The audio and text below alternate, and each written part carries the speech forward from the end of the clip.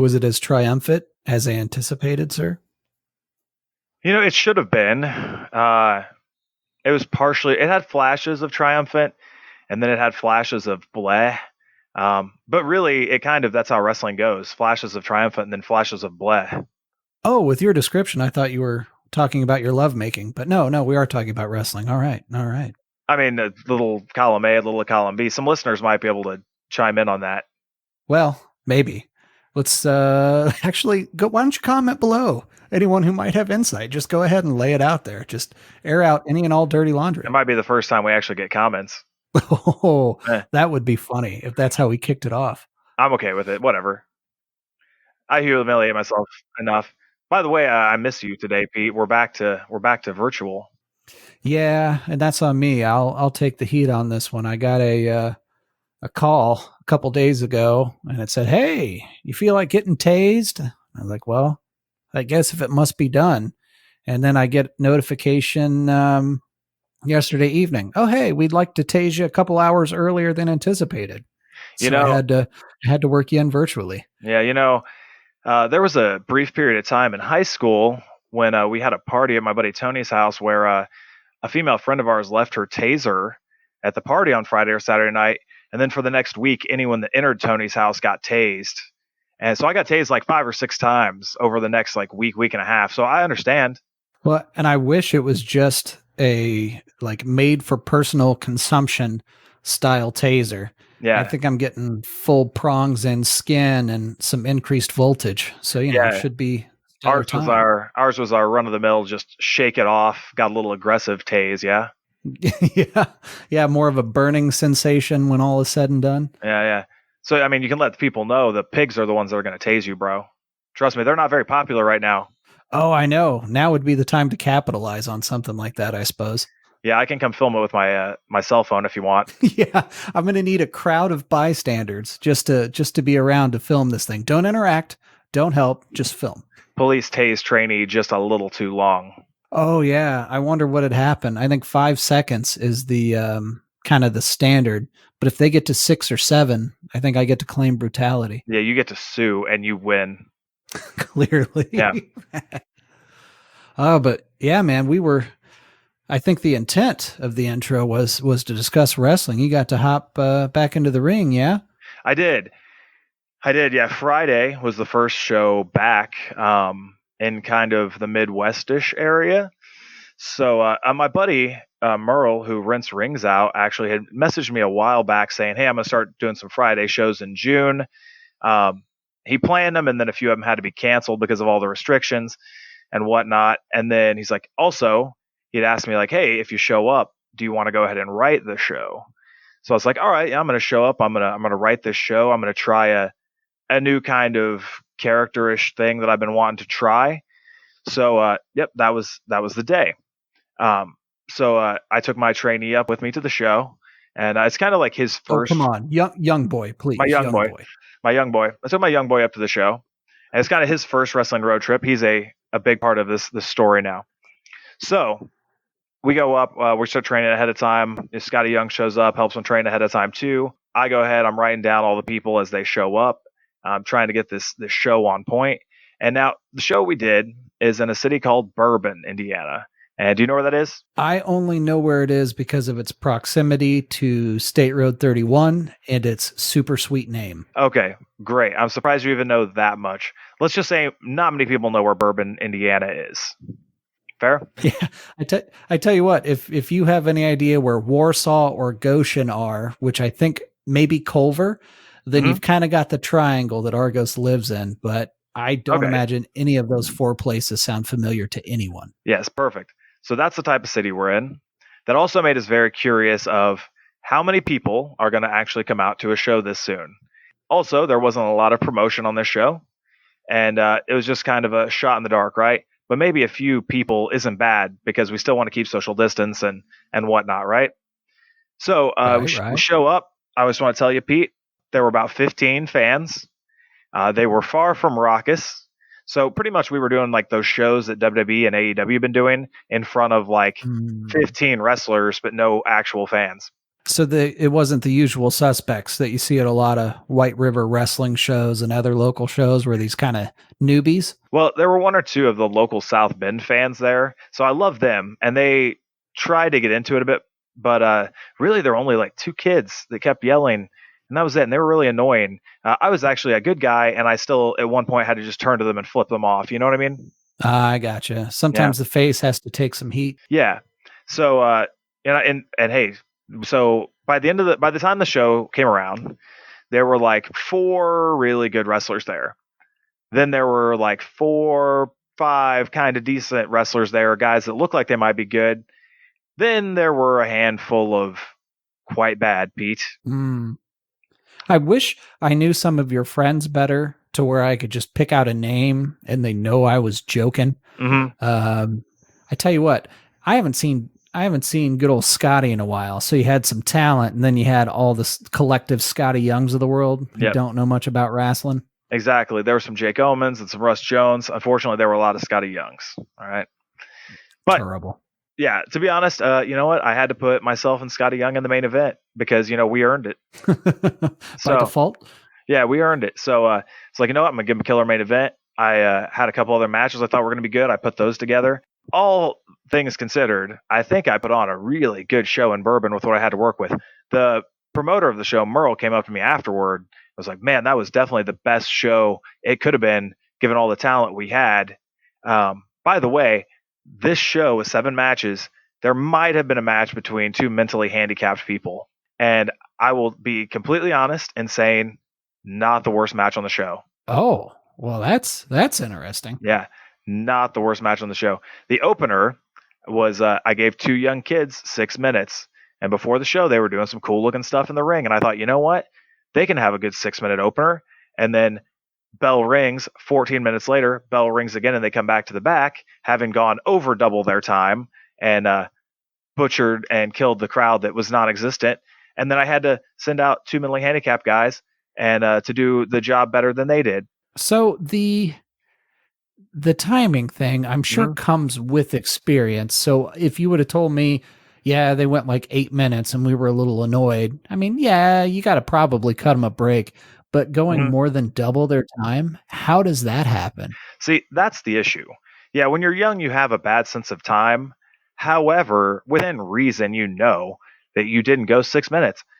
So these two kids came back, and Scotty actually was the first one that piped up and was like, hey, how long do you guys think you went? And the one doe-eyed little jabron looked at me and was like, like 7? And No. I looked him dead in the eyes. I was like, bro, if you think that you somehow went 7 minutes, you don't have a place in this business. Try again. And then he's just like, maybe like 12. And I was like, oh, well, you're significantly closer. And then Oh, the other jabron, who actually has been around for like 6 years, who definitely should have known they were going long. It's like, maybe 14. I was like, yes, spot on. You went 14. Thanks for screwing up the start of the show, fellas. Don't let it happen again. does that cost you work? Yeah, absolutely. If this was not just okay, I'll be honest, it was kind of a throwaway show. It's really a show for all of us to try and get some ring rust off, a show to see if people are going to come back to watch as fans and just have a little bit of fun, right? So it was not Sure. serious at all. If it was a serious show, I wouldn't have had to write it out 45 minutes before the show started. But yeah, if this was a White River Wrestling show and the two dudes in the opener went 14 when they were given 6 minutes, I would never use them again. I would straight up, they would walk into the locker room. I would say, you guys are fired as hell. Get out. So how much redemption could you get if it was, I mean, 14 minutes might still Mhm. be inexcusable, but you tell me, like, what if it was just a phenomenal 14 minutes? What if 5 minutes in, the crowd is into it. They're like, you know what? The crowd is still into it. We got to give them Mhm. a little bit more. Like, Y- is that kind of thing acceptable or not really? You know what? For the most part, yes. If it was the best 14 minutes of wrestling I think I've ever seen, or even seen this week, then you know what? That's cool. I can live with that. You know what I mean? But it's going out there and doing it poorly. Actually, that makes me think of another little story I have about me going way over time. Should I say? Hey, go for it, dog. Okay, cool. So for the most part, going over time gets you fired. But I usually do tell people if I think the match is going to be really good or I trust them. Like at Wyver Wrestling, anytime I give some, oops, I write my show, big spoiler. Um, Anytime I give people on my show like 10 or 12 minutes, if they're great professionals and I don't use anything other than awesome professionals, with those guys, I say the time is a guideline.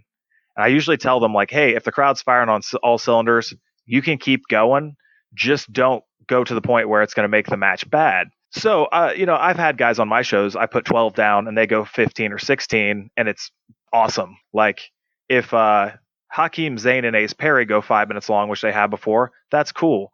Or like, if Mike Elgin and Jake something, I give them like 15 to 20 minutes. When they went out and went like 26 minutes, and it was one of the best matches I've ever seen live, well, then we're good. Like, I will say thank you for killing it, and we are good. Um, Well, to be fair, Jake something doesn't know how to read a watch. I'm pretty comfortable he has no idea how to tell time. he doesn't need to be able to read a watch because he goes out and has some of the best matches I've ever seen, and he's a hoss. It's okay.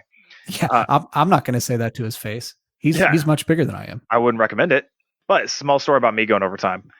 I will say, like I said, if you go overtime, pretty much you're fired. But there are definitely exceptions to the rule. So, like in WWE, guys like Shawn Michaels would go overtime a lot.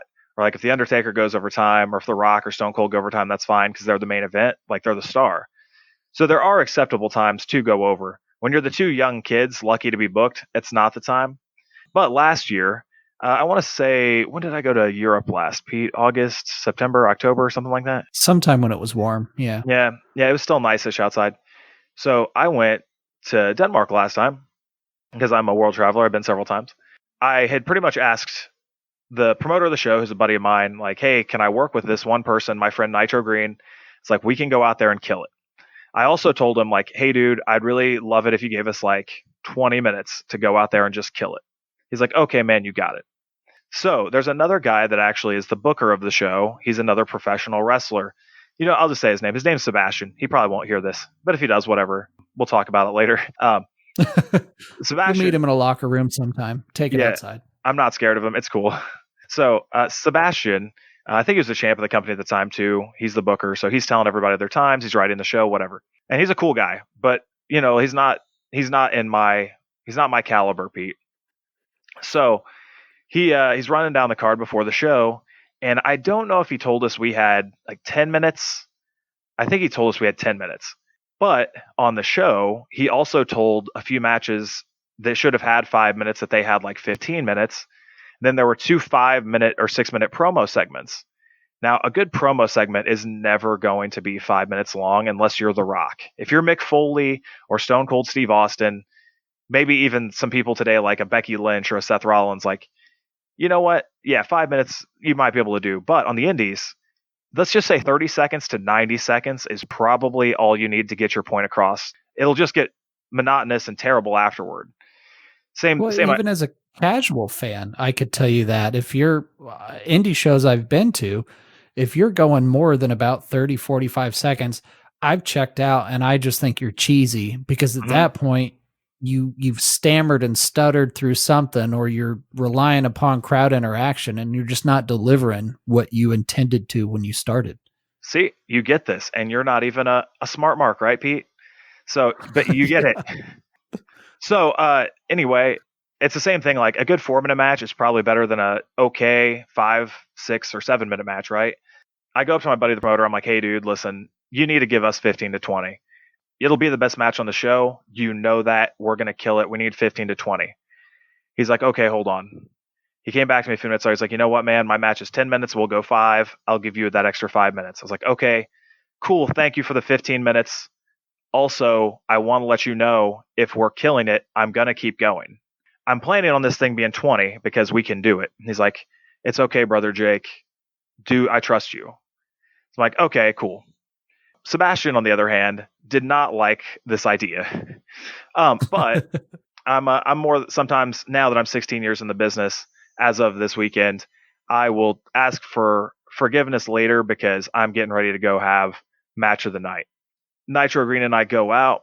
We have this match, fantastic match. It went 17 or like 21 minutes bell to bell, I want to say. And then there was another couple minutes for entrances and exit. So Our segment was probably 25 minutes. And dude, we killed it. So I walk back through the back, and this Sebastian guy, I can tell, is very upset with me. And Sebastian looks and he's like, I can't remember the way he phrased it, but something along the lines of, well, that was 22 minutes, way more than you're supposed to go. And I just turned to him, looked him in the eyes, and was like, well, we just gave you Denmark's match of the year, so maybe I wouldn't say shit to me about it. Boom. Roasted. And for the record, this was totally Denmark's match of the year. like, like we murdered it. I've never felt like I assassinated a show as efficiently as I have that match. It's probably one of the best matches I've ever had in my entire life. It's on YouTube. You can look at Jake Omen Nitro Green. You can go to my Instagram, actually. It's the link on my Instagram that you just click, boom. I don't want to overhype it or anything. Just go into it thinking it's probably a good match. It was definitely the Danish match of the year. Also had to do with the fact that there were 400 fans squeezed into this building. Like there was no room to breathe. And it was in a soccer club, Norbro United. And like the sound is echoing off all the walls. The people are insane. On the videotape, you can't fathom or comprehend how actually into it this crowd was. But it was the most raucous thing I've ever been a part of. So totally one of my favorite matches of all time. And it was okay that I went overtime because I had the best match ever, maybe in the history of that company, Pete. Don't want to oversell it, but just know, best match ever, lifetime. Yeah, it was smooth. Just saying, it was really good. It's worth a 17 to 22 minute watch or whatever. Anyway, so yeah, that you shouldn't go overtime. And I told the guys, I was like, hey, listen. So in theory, I was going to help him write the next few shows. The next one's on July 3rd. I unfortunately won't be there now. However, I told them, I was like, hey, you'll get booked next time. And that's your test. You do not go 1 minute over your time. You make it good and we're okay. And the subtext of that is, if you don't, we are not good. Right. So anyway, that was the booking of the show. And then there was a really good tag match. There was another really good singles match. There was an okay match. The two mentally handicapped guys, I gave them 6 minutes and they went 3-peat. Like they had a pretty entertaining 3 minutes. They went under time, which means I'm going to shake your hand when you get to the back and I'm going to thank you for your hard work. And that's what I did. I got to think, and it might just be a me thing, but that would almost be my default unless I have a spot in the show and I am such a mark. I know the main event would be a spot in the show, or maybe the match just before or just after intermission. I might go a little harder for a little longer, but I'm thinking if I'm the first match, the second match, something like that, it's like, look, I know what I'm here to do.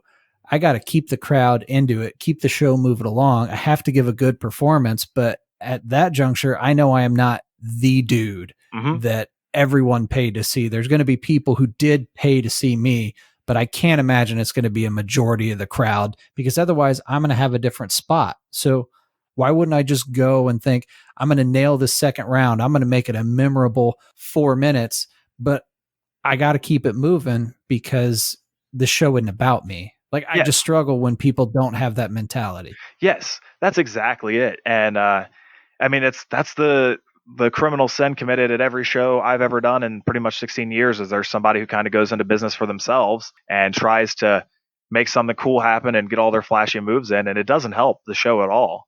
Like I said, if you are an incredible performer, you're allowed to go a few minutes too long. But if you're an incredible performer, you know why you're doing it. You'll make it good, and you probably don't go double your time. Yeah, man, I got this sweet power bomb and a Hurricane Rana. I got a hit, and then I'm out of here because those are the only two moves I have, and that's probably why I'm not the main event. I'd rather you go 3 minutes, give me your Hurricane Rana and power bomb, and call it a day.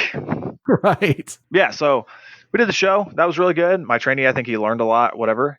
And then when we were driving into town, about 8.5 miles away in the town of Argos, we noticed this bar called the Bears Den. And we're like, oh, that's pretty cool. And it makes sense because it's up in that area. It's probably like a Chicago Bears and Chicago Cubs bar. So like, oh, the Bears Den, that looks like a great dive bar. And I made a joke about that's the small town bar we need to go to. So my trainee, Blake Money Wright, said, oh, yeah, let's go ahead and go to that after the show. So I'm like, yeah, cool, let's go. After the show, we tell Scotty Young and Scotty Young's dad, the Hot Rod, that we need to go to the Bears Den. We go to the Bears Den, and it's popping, Pete. This is redneck central. This is every country bar in every country city you've ever been in, and that's exactly what I was looking for. So Argos, what do they have? Like a population of 1,500 and like 6 different bars in the city? Funny enough, only bar in the city. And it's conveniently placed right next to the only stoplight in the city. So later, when I was outside talking to a guy who way too clean cut to be from Argos, he made sure to tell me he was from like 30 minutes away. He was like, "Yeah, man, Argos only has like the one stoplight." And I told him that I grew up in Cicero, Indiana, which had one stoplight because that's the distinction that it takes for your city, your town, whatever, to be considered a town. I think with no stoplight, it's a village or something like that. But a stoplight makes you a town, and then you're actually allowed to have like some rules for your town, and you can actually, I think, have like some type of police force. Could be wrong, but it's something like that. Yeah, I don't know how Indiana works, but I definitely know in some of the smaller, I'm throwing up air quotes that you can't see, cities, it's either the county sheriff deals with it because you're not large enough to have a police force, or if you do have an officer, there's like 3 maybe total. And that's because there's only one person ever on duty. And then they have to have a spare guy to cover vacations. But otherwise, it's just, yeah, one cop. You probably know him because he sits in the Hmm. same parking lot.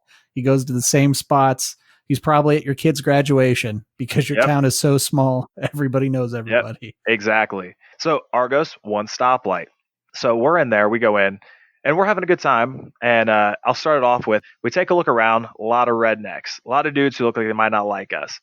Then we look around, and there are what's a way to say this, the frequent females of the bar, the obvious frequent females of the bar. You know, like if you go to a small town bar, there's the people who are there often, the frequent visitors, male and female. So we're hanging out, and we ordered the Bear Burger because on the outside of the establishment it said home of the Bear Burger, and we're 3 starving dudes, so we're like, you know what, we need our protein. 2 of us give us a Bear Burger, no bun, because we don't need those carbs. And then Scotty Young says, "Give me them carbs," and we all order a Bear Burger. Number one, I just want to take a second to talk about this. This burger comes out.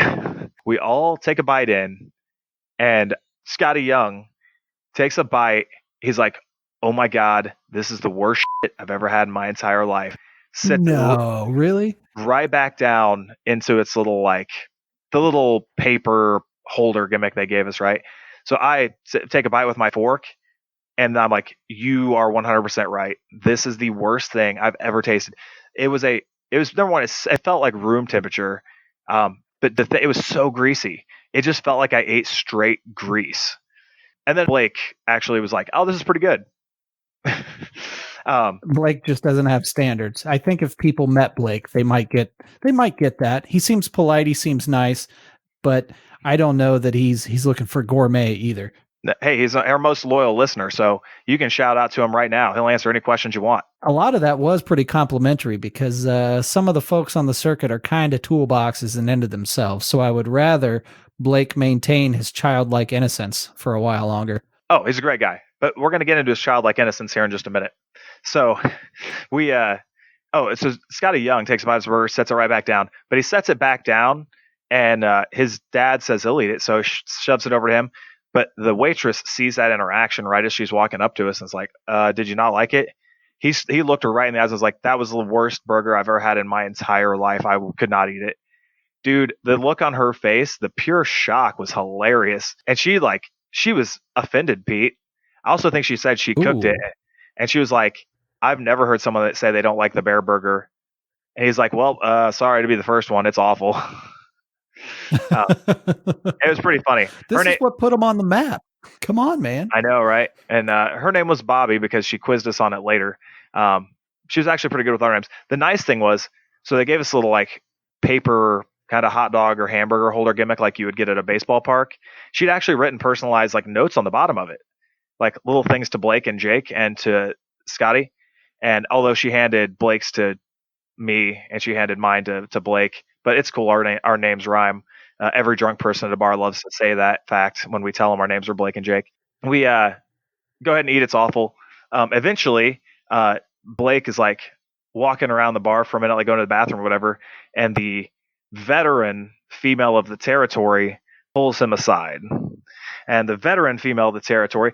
Now, in case you don't know what I'm talking about, let's imagine Susan Sarandon in Bull Durham here. Like, she's been around the block.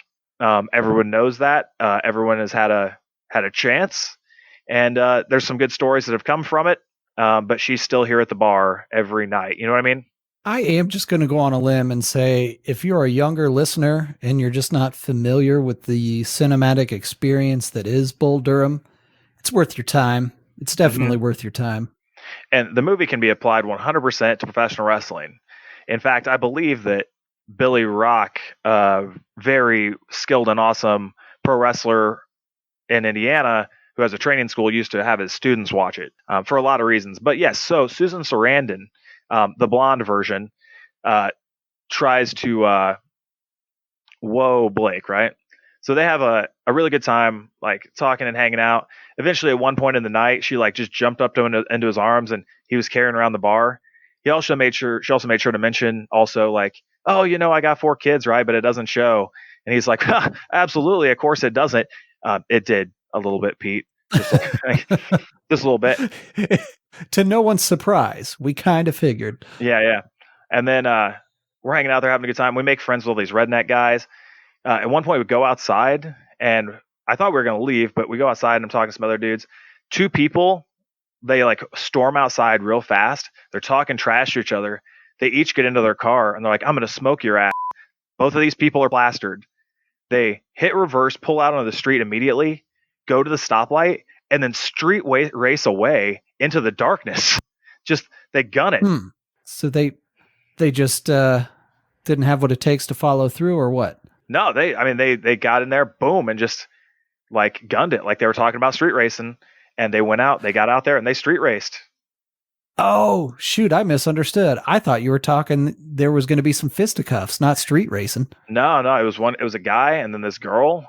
Both of them were pretty scrubby, bad tattoos, and she won, Pete, because about 10 minutes later they returned, and she just kept talking about how she smoked his ass, and they could barely walk. So I'm just so thankful that they didn't get in a wreck or hurt anyone. It's like, because like I didn't know what was happening when they jumped in their cars and like spun away real fast. So it's not like you could do anything about it. Luckily, we're 50 minutes from the nearest anything. And surely they put down some bear burgers to sober up when they got back, you know? Oh, I'm sure they did.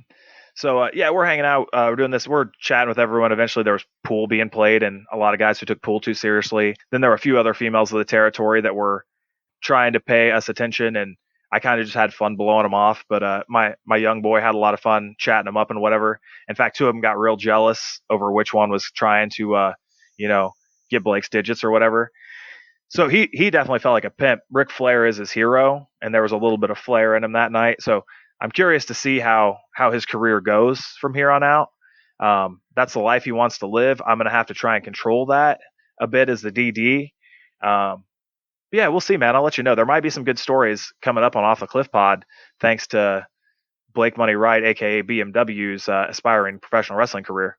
Some good stories and hopefully some negative test results for his sake. Ooh, yeah, I definitely recommend that he get tested after this night. Oh, also, last thing I'll say, and then we'll jump off here for the week. Uh, Scotty Young was maintained himself pretty well all night. Normally, Scotty Young, 10 years ago, he was a wild child, right? He was the BMW of the scenario. And I was like kind of there with him, but he was always a young, good looking dude in shape. And I was not back then. I just had some charisma, Pete. That's how I held conversations with females and stuff. So Scotty Young and I, all of us decide we're leaving. But Scotty Young walks away from us about 45 seconds before Blake and I decide to leave. And Scotty Young, who maintained his composure all night, starts walking to the front. By the time we turn from at the end of the bar, we start walking to the front. And then, boom, the music all of a sudden gets louder. And then there's Scotty Young with no shirt on, dancing, grinding on the veteran of the territory, blonde Susan Sarandon. And they're getting it, bro. And I don't know where it happened. And then this other dude whipped off his wife beater. He has redneck tattooed all the way across his back, and he starts dancing. And then he grabs some other drunk girl, and they start dancing. By the way, she had an AC/DC shirt on, and earlier in the night, when someone asked her, Blake asked her what her favorite AC/DC song was, she didn't know a single one. And then she just asked him how much he could deadlift. The shirt was on sale at Goodwill. Come on, give her a break. Yeah, exactly. So, and I told him exactly how to answer a question. Whenever a girl asks you how much you can lift, bench press, deadlift, squat, or whatever, I gave Blake the golden response that will always let you win. But I'm not going to say it on the podcast because that's a thing you have to ask me in person for. But I have the answer. It will always get you digits. So I hope he uses that at some point in life. Anyway, we run up there like, Scotty, what the hell, man? And he's like, I don't know how it happened, bro. And then she turns to Blake and it's like, you too. And then before I know it, Blake's shirt's off. He's dancing. He's getting nuts. And then I turned to one other guy and I'm like, man, this got real homosexual real fast. And the dude just laughs. I'm like, I don't know what the hell's going on here. And then they turn to me and they're like, yeah, you should probably rip your shirt off. I'm like, so I ripped my shirt off.